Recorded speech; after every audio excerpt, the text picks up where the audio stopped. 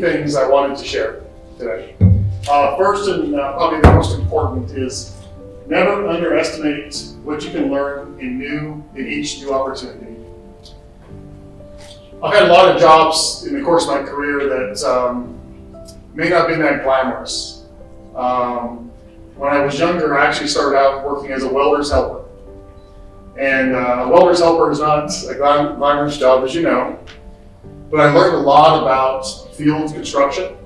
I learned a lot about welding technology, and I didn't realize it at the time. But now when I'm in the field and I see a welder, I know exactly what he's doing. I know exactly what his challenges are, and it's important to understand that learning. Also, when I was a young engineer, one of the very first big projects I worked on was the construction of a new process unit at a refinery. And the process unit was to remove sulfur from the crude stream. And so it was a sulfur recovery unit and a tail gas treating unit. Interestingly, I went down to Tengiz, and at the KTL facilities, those are the exact same units that I worked on as a young engineer. So you never know what you're working on today, how that may affect your future. 30 years later, I'm looking at the same facilities that I was involved in as a young engineer. And so it's really important to take advantage of everything that you can in your current role, because you never know how that's going to contribute to your future going forward. My second piece of advice, it's not about the title. When I talk to people, they always want to think about the next promotion, the next opportunity, the next title. And it's exciting. It's great to get a promotion. Everyone enjoys that new job, that new promotion, to take on the leadership roles. But what I've found over time is it's not about the promotion. It's about the experience. And so what you contribute to the overall success of your team is what matters. The titles go away, but the team experience stays with you for your entire career. And today, my job is to work to make sure that the entire team across TCO is successful. I want every person working at TCO to be successful, and that's my job. So I'm not here for the title. I'm here to make sure that others can be successful. And thinking about yourself in that way is really important. My third piece of advice, and this is actually an old African proverb: smooth seas do not make skillful sailors.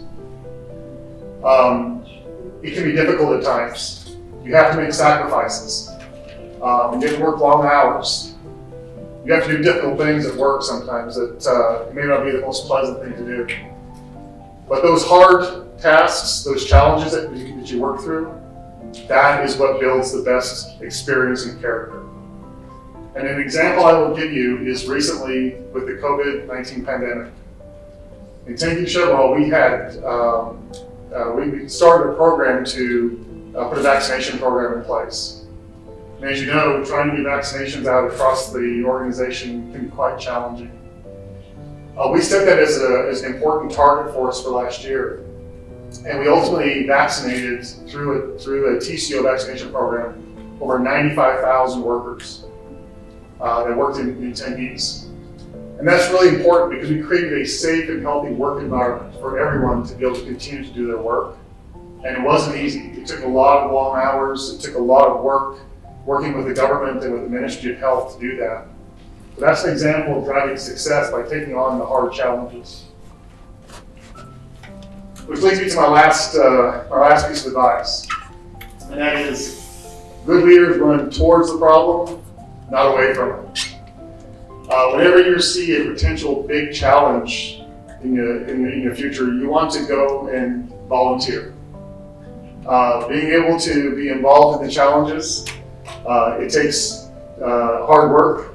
There's some risk involved because of the problems that may or may not work out well. But as a good leader, you always take on those challenges, and you always work with others to take on the most difficult tasks, not shy away from those. So these are my 4 key takeaways that I wanted to share with you today.